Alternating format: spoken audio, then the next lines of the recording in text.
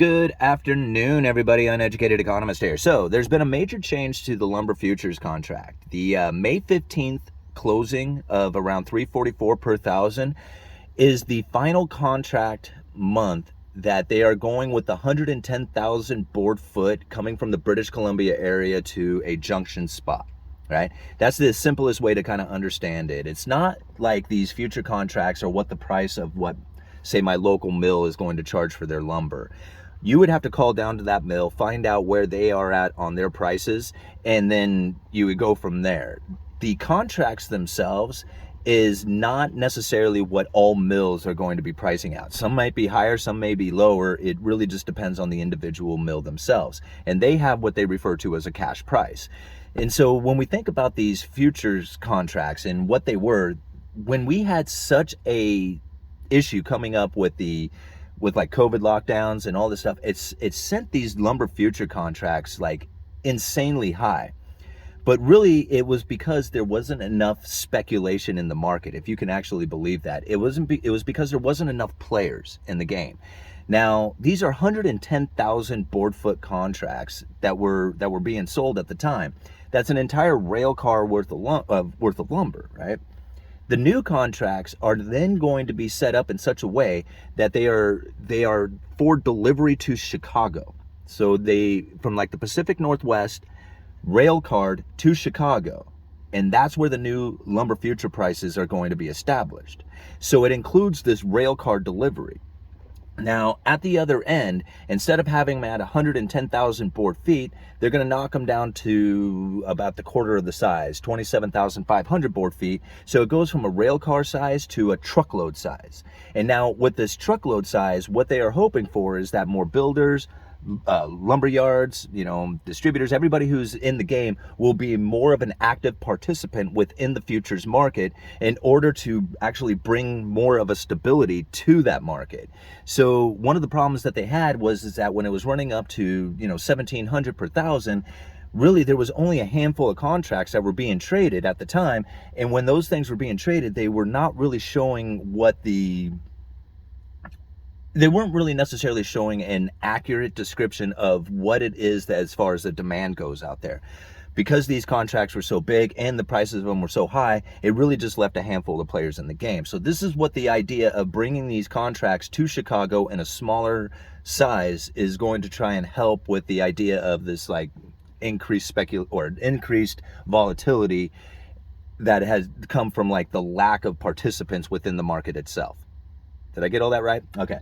There's a lot of reasonings for this, and one of them is for that one that I just described. The other reason is that the British Columbia area is no longer the major producer of lumber like they were back in the day. Like there was a time when British Columbia would pump out more lumber than just about anybody out there, so it made sense that they made the contracts around that particular region just because they were so prevalent in the market themselves.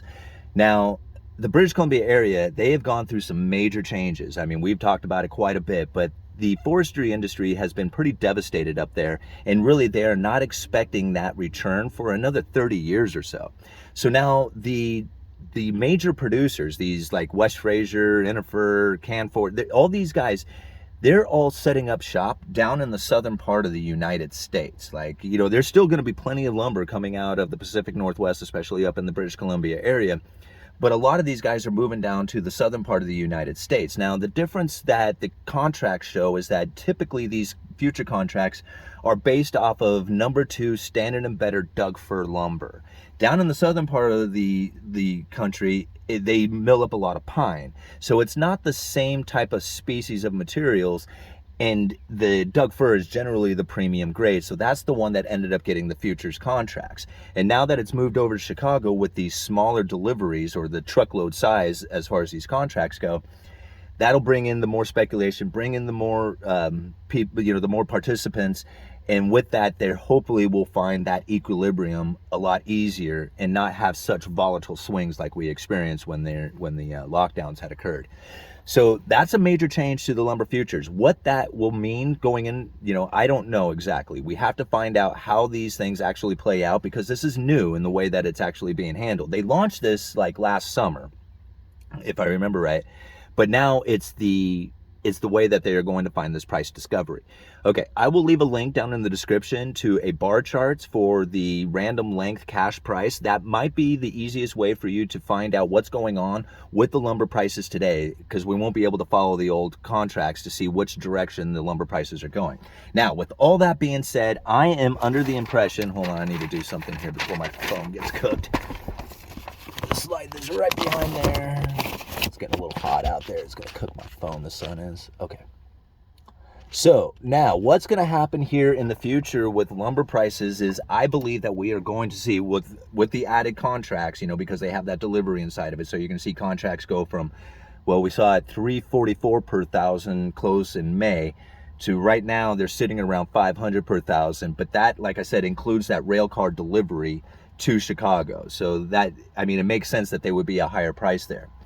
What this does to the retail prices going forward, that's new to me. I'm trying to figure this one out because we never played in this game before.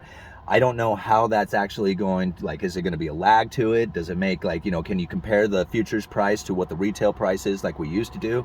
Like, I used to look at the futures price at 344, kind of figure out what my markup was on something like that, and I could kind of get a guess of where the retail prices would be. But now when it's coming out of the Chicago area, it's not going to be the same. Like, these contracts are over there. The retail price might not be the way I used to figure it out with the futures price like we used to figure it out. Anyway, none of that really matters. We just got to figure out how that's going to play into the market. We haven't had the experience. Once we get the experience, then we'll know. But doesn't really matter. What really matters is which direction are these prices going to go, up or down? I believe that they are going to go up. And now it's been some time now that we have had low lumber prices in the market. I mean, you think about it, they were up at $1,700 per thousand. Now they closed in May at $344 per thousand. That is a huge, huge discount from their all-time high. And when you think of $344 per thousand, really, the mills operate like a normal price would have been $350 per thousand, $400. So this price is a very normal low price. And when you consider all the stuff that's going on out there, a normal price from back in the day would not be normal today. So at the normal price from ago, that means the prices are really low right now. That's going to change. I've said it before, once you have a pop to home builder sentiment, that you're going to find that there's going to be more demand in there than available lumber. And I believe that's still to be the case. Now think about this. Home builders are getting a big boost from the lack of existing homes for sale. And that appears to be outweighing some of the challenges they were facing from the financial markets. That is totally what I agreed with, and so many people missed it, right? They said that once the interest rates go up, that all this housing market is going to crash, right? But that's not what happened, right? When the interest rates went up, yes, there was a huge slowdown, and you can find evidence all over the place out there. But the home builders are killing it right now. They are doing really well because there is a lack of new available homes hitting the market, and there is a lack of inventory out there because people are locking themselves into that 3% interest or 2% interest or whatever low interest rate they got on their home. They don't want to give that up.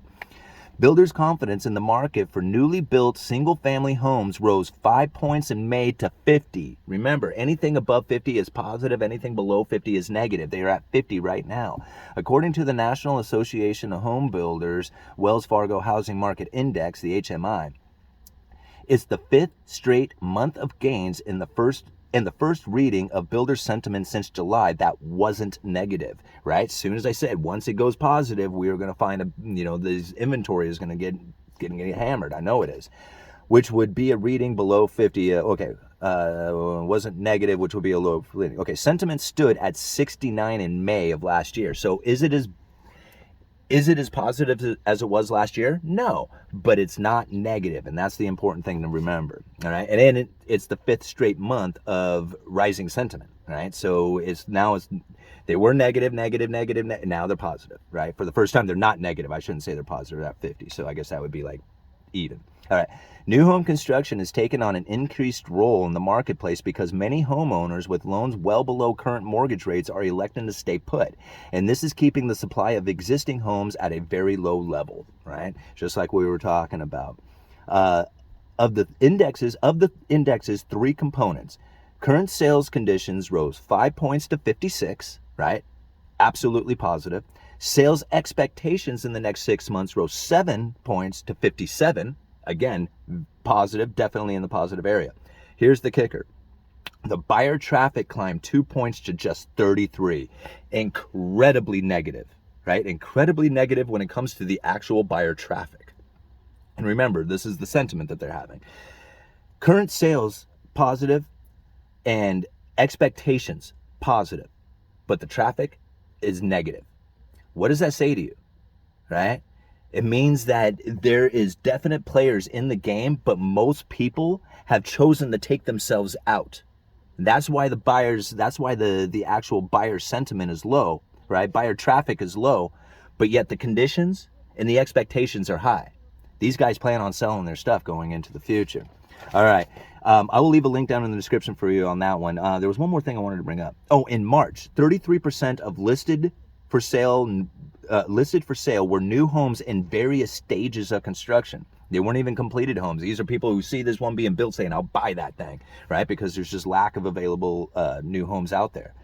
That share from 2000 to 2019 was just 12%, right? 12.7% average. Now it's 33% of these homes listed were in various stages. Before it was just 12. So that's also something to think about, that the buyers have definitely changed the way that they are looking at purchasing these new homes, and they're willing to buy them before they're even completed. Okay. I'm going to try and I don't want to run this video too long here. I just wanted to kind of go over some of this stuff. Now, let's talk about what's going on with these mills right now. Okay, there's two major components that we follow, plywood and lumber, right? Plywood is, like, if you're not familiar with the OSB, it stands for Oriented Strand Board. It's similar to plywood in the sense that they use it like a sheathing. So when you're doing a new construction, you got the skeleton of the building. That's all the studs, the 2x4s, 2x6s. That makes the skeleton. And then the skin that goes on the outside, that's the plywood. And a lot of times OSB, Oriented Strand Board, is the cheaper alternative than to plywood. You can use these two products in the same fashion, but the OSB, the Oriented Strand Board, would be cheaper. Okay, OSB, this is a letter that I get once a week from where I work at. Kind of gives us an idea of what's going on across the nation with these different mills. Now, OSB availability became pretty scarce this week, especially in the South. All markets are busier and most mills were off the market now, meaning they weren't even going to quote you a price, right? A few straggler contract loads are being gobbled up quickly. Most mills are now in June, right? They're out till June before you can get it, as order files stretch out. All right. Let me see. So I think that was probably the important information there. Okay. But now that's with OSB. Like I said, that was the cheaper alternative to plywood. Now think about this as far as plywood goes. The fir plywood. Fir plywood saw a shot in the arm bump earlier last week that was short-lived. Market conditions plateaued after a few days, with most people thought could be a spring run. So they're like itching. They're right at the very edge of it. And a lot of people are looking for, like, the best price they can, but they don't necessarily want to jump into the market if they don't have that buyers, if they know that the buyers aren't going to, they're not confident that the buyers are going to be there. Like, if they don't have the demand, then you don't want to load up on plywood just yet. And so they're feeling it. They're like, you get these little, like they said, a bump earlier last week. So they're excited about it, but they're not really ready to commit. Southern yellow plywood inquiries started to slow and picked up heavily towards the end of the week, right? So again, I think this is kind of the same condition. They don't want to necessarily load up if they're not positive that the demand is going to be there. Okay, going into lumber. I'm going to try and shorten this up again. How long are we into? Oh, we're almost 14 minutes into this. Okay. Western SPF, that stands for spruce pine fir. Another quiet week in sales of Western SPF. We saw yet another curtailment announcement, right? They're like, these prices at the $344 per thousand, or even the $500 coming out of the Chicago area, is still too low for a lot of these mills. They want to be up over that $500 per thousand, or I guess with the new Chicago, it's probably going to be a little bit higher than that, in order to be in the profitable area that they would truly like to be in. So a lot of these mills are cutting back production. All these circumstances, which usually create a round of buying, are failing to create any urgency, right? Just like what I'm saying here, they're waiting to make sure that they're going to have that demand there, so they're holding back. And to this, to mills' unwillingness to take steep counters, right? So the mill isn't willing to say, hey, we need to move our product, we're going to back off on our price. No, they know that demand is coming, like, right? You know, the inventories are low, the demand is out there, but nobody's willing to commit yet. And so that, to me, that's just more tension building up. All right, Eastern SPF. Traded was mixed this week in Eastern SPF. Confusion surrounding forest fires in the Western Canada and mills talking about upcoming production curtailments unofficially announced this week, and an estimated 22 million board feet in the west and 120 million feet in the east appear to have had little effect on the market's short-term direction. 2x4 random erased $5 of a $10 loss midweek. All right. So I guess like the confusion surrounding the forest fires, because I guess there's an earlier forest fire. I heard about this. I haven't got much reports on it, but I guess the fire season is starting to kick in a little earlier than what they would normally expect. And unofficially announced this week, an estimated 22 million board feet in the west and 120 million feet in the east appear to have had little effect on the market's short-term direction. I guess this is the announcement of because it says, Western Canada and mills talking about upcoming production curtailments. 22 million board feet in the east and 120 million board feet in the west. That's a lot of board footage, you know. I'm not sure exactly what mills made that announcement, but I guess that's, what they're referring to in here. All right. This week, the southern yellow pine market dropped in pace. There was less demand for 2x4s while there was still widespread availability. The lull in demand has created room for bargains.